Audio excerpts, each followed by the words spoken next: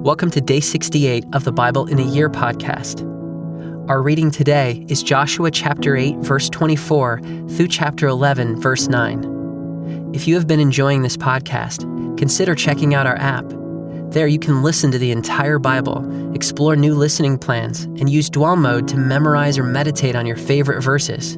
We hope you enjoy today's reading.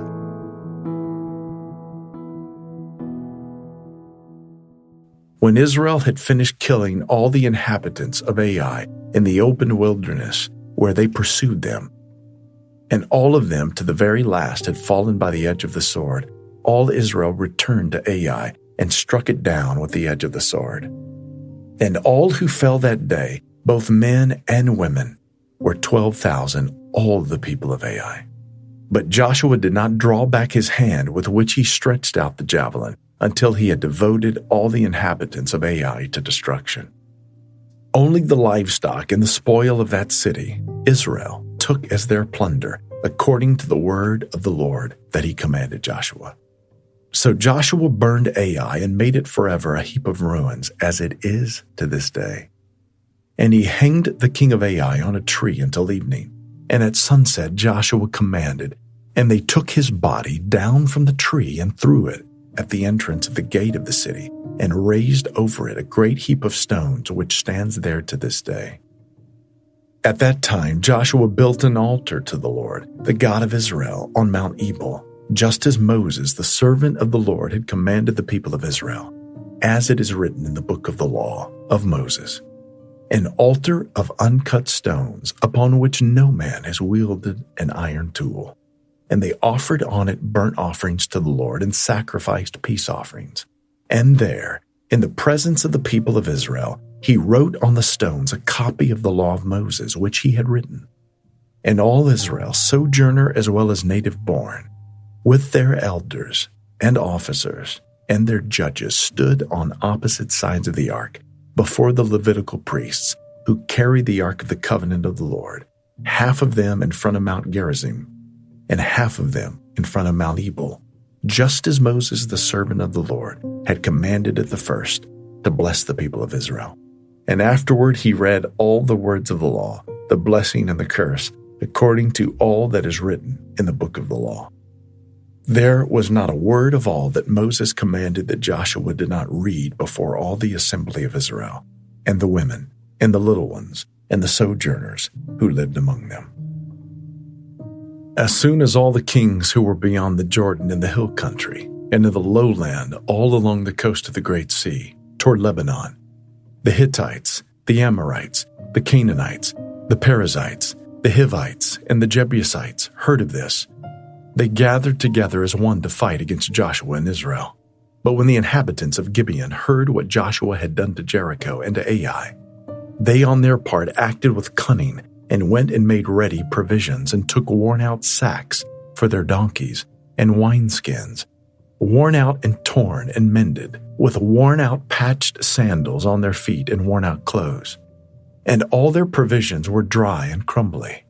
And they went to Joshua in the camp at Gilgal and said to him and to the men of Israel, "We have come from a distant country, so now make a covenant with us." But the men of Israel said to the Hivites, "Perhaps you live among us. Then how can we make a covenant with you?" They said to Joshua, "We are your servants." And Joshua said to them, "Who are you, and where do you come from?" They said to him, "From a very distant country your servants have come, because of the name of the Lord your God. For we have heard a report of him and all that he did in Egypt, and all that he did to the 2 kings of the Amorites who were beyond the Jordan, to Sihon, the king of Heshbon, and to Og, king of Bashan, who lived in Ashtaroth. So our elders and all the inhabitants of our country said to us, 'Take provisions in your hand for the journey, and go to meet them, and say to them, We are your servants. Come now, make a covenant with us. Here is our bread. It was still warm when we took it from our houses, as our food for the journey on the day we set out to come to you. But now, behold, it is dry and crumbly. These wineskins were new when we filled them, and behold, they have burst. and these garments and sandals of ours are worn out from the very long journey." So the men took some of their provisions, but did not ask counsel from the Lord. And Joshua made peace with them and made a covenant with them to let them live, and the leaders of the congregation swore to them. At the end of 3 days, after they had made a covenant with them, they heard that they were their neighbors and that they lived among them. And the people of Israel set out and reached their cities on the 3rd day. Now their cities were Gibeon, Kephirah, Beeroth, and Kiriath-Jearim. But the people of Israel did not attack them, because the leaders of the congregation had sworn to them by the Lord, the God of Israel. Then all the congregation murmured against the leaders. But all the leaders said to all the congregation, "We have sworn to them by the Lord, the God of Israel, and now we may not touch them. This we will do to them. Let them live, lest wrath be upon us because of the oath that we swore to them." And the leaders said to them, "Let them live." So they became cutters of wood and drawers of water for all the congregation, just as the leaders had said of them. Joshua summoned them, and he said to them, "Why did you deceive us, saying, 'We are very far from you,' when you dwell among us? Now therefore you are cursed, and some of you shall never be anything but servants, cutters of wood, and drawers of water for the house of my God." They answered Joshua, "Because it was told to your servants for a certainty that the Lord your God had commanded his servant Moses to give you all the land and to destroy all the inhabitants of the land from before you. So we feared greatly for our lives because of you and did this thing. And now, behold, we are in your hand. Whatever seems good and right in your sight to do to us, do it."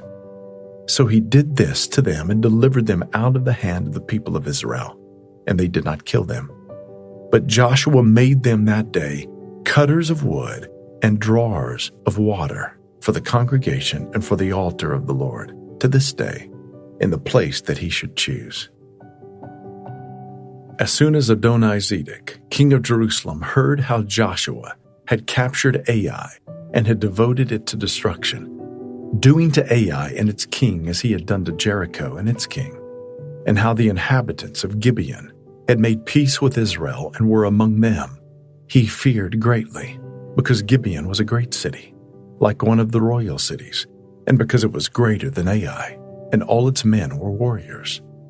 So Adoni-Zedek, king of Jerusalem, sent to Hoham, king of Hebron, to Piram, king of Jarmuth, to Japhiah, king of Lachish, and to Deber, king of Eglon, saying, "Come up to me and help me, and let us strike Gibeon, for it has made peace with Joshua and with the people of Israel." Then the 5 kings of the Amorites, the king of Jerusalem, the king of Hebron, the king of Jarmuth, the king of Lachish, and the king of Eglon, gathered their forces and went up with all their armies and encamped against Gibeon and made war against it. And the men of Gibeon sent to Joshua at the camp in Gilgal, saying, "Do not relax your hand from your servants. Come up to us quickly and save us and help us, for all the kings of the Amorites who dwell in the hill country are gathered against us." So Joshua went up from Gilgal, he and all the people of war with him, and all the mighty men of valor. And the Lord said to Joshua, "Do not fear them, for I have given them into your hands. Not a man of them shall stand before you." So Joshua came upon them suddenly, having marched up all night from Gilgal. And the Lord threw them into a panic before Israel, who struck them with a great blow at Gibeon, and chased them by the way of the ascent of Beth-horon, and struck them as far as Azekah and Makkedah. And as they fled before Israel, while they were going down the ascent of Beth-horon, the Lord threw down large stones from heaven on them as far as Azekah, and they died. There were more who died because of the hailstones than the sons of Israel killed with the sword. At that time Joshua spoke to the Lord in the day when the Lord gave the Amorites over to the sons of Israel, and he said in the sight of Israel, "Sun, stand still at Gibeon, and moon in the valley of Aijalon." And the sun stood still, and the moon stopped, until the nation took vengeance on their enemies. Is this not written in the book of Jashar? The sun stopped in the midst of heaven and did not hurry to set for about a whole day. There has been no day like it before or since, when the Lord heeded the voice of a man, for the Lord fought for Israel. So Joshua returned, and all Israel with him, to the camp at Gilgal. These 5 kings fled and hid themselves in the cave at Makkedah. And it was told to Joshua, "The 5 kings have been found hidden in the cave at Makkedah." And Joshua said, "Roll large stones against the mouth of the cave and set men by it to guard them. But do not stay there yourselves. Pursue your enemies, attack their rear guard. Do not let them enter their cities, for the Lord your God has given them into your hand."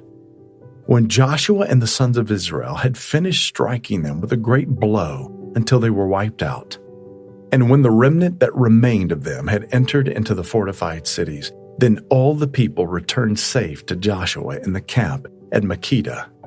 Not a man moved his tongue against any of the people of Israel.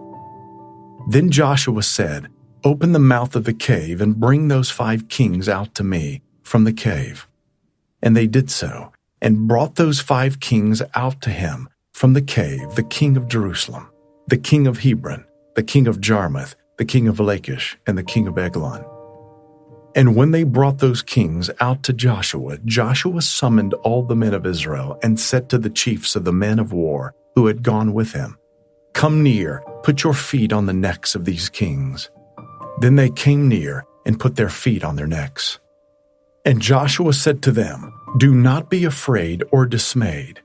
Be strong and courageous, for thus the Lord will do to all your enemies against whom you fight." And afterward Joshua struck them and put them to death, and he hanged them on 5 trees. And they hung on the trees until evening. But at the time of the going down of the sun, Joshua commanded, and they took them down from the trees and threw them into the cave where they had hidden themselves. And they set large stones against the mouth of the cave, which remain to this very day. As for Makkedah, Joshua captured it on that day and struck it and its king with the edge of the sword. He devoted to destruction every person in it. He left none remaining, and he did to the king of Makkedah just as he had done to the king of Jericho. Then Joshua and all Israel with him passed on from Makkedah to Libnah and fought against Libnah. And the Lord gave it also and its king into the hand of Israel. And he struck it with the edge of the sword, and every person in it. He left none remaining in it, and he did to its king as he had done to the king of Jericho. Then Joshua and all Israel with him passed on from Libnah to Lachish, and laid siege to it, and fought against it. And the Lord gave Lachish into the hand of Israel, and he captured it on the 2nd day, and struck it with the edge of the sword, and every person in it, as he had done to Libnah. Then Horam, king of Gezer, came up to help Lachish, and Joshua struck him and his people until he left none remaining. Then Joshua and all Israel with him passed on from Lachish to Eglon, and they laid siege to it and fought against it, and they captured it on that day, and struck it with the edge of the sword. And he devoted every person in it to destruction that day, as he had done to Lachish. Then Joshua and all Israel with him went up from Eglon to Hebron. And they fought against it, and captured it, and struck it with the edge of the sword, and its king and its towns, and every person in it. He left none remaining, as he had done to Eglon, and devoted it to destruction and every person in it. Then Joshua and all Israel with him turned back to Debir and fought against it, and he captured it with its king and all its towns. And they struck them with the edge of the sword, and devoted to destruction every person in it.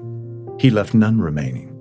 Just as he had done to Hebron and to Libnah and its king, so he did to Debir and to its king. So Joshua struck the whole land, the hill country and the Negeb, and the lowland and the slopes, and all their kings. He left none remaining, but devoted to destruction all that breathed, just as the Lord God of Israel commanded. And Joshua struck them from Kadesh Barnea as far as Gaza, and all the country of Goshen as far as Gibeon. And Joshua captured all these kings and their land at one time, because the Lord God of Israel fought for Israel. Then Joshua returned, and all Israel with him, to the camp at Gilgal. When Jabin, king of Hazor, heard of this, he sent to Jobab, king of Madon, and to the king of Shimron, and to the king of Akshaph, and to the kings who were in the northern hill country, and in the Arabah, south of Kinneroth, and in the lowland, and in Naphoth Dor on the west, to the Canaanites in the east and the west, the Amorites, the Hittites, the Perizzites, and the Jebusites in the hill country, and the Hivites under Hermon in the land of Mizpah. And they came out with all their troops, a great horde, in number like the sand that is on the seashore, with very many horses and chariots. And all these kings joined their forces and came and encamped together at the waters of Merom to fight against Israel. And the Lord said to Joshua, "Do not be afraid of them, for tomorrow at this time I will give over all of them, slain to Israel. You shall hamstring their horses and burn their chariots with fire." So Joshua and all his warriors came suddenly against them by the waters of Merom and fell upon them. And the Lord gave them into the hand of Israel, who struck them and chased them as far as Great Sidon and Mizrephoth-Maim, and eastward as far as the valley of Mizpah. And they struck them until he left none remaining. And Joshua did to them just as the Lord said to him. He hamstrung their horses and burned their chariots with fire.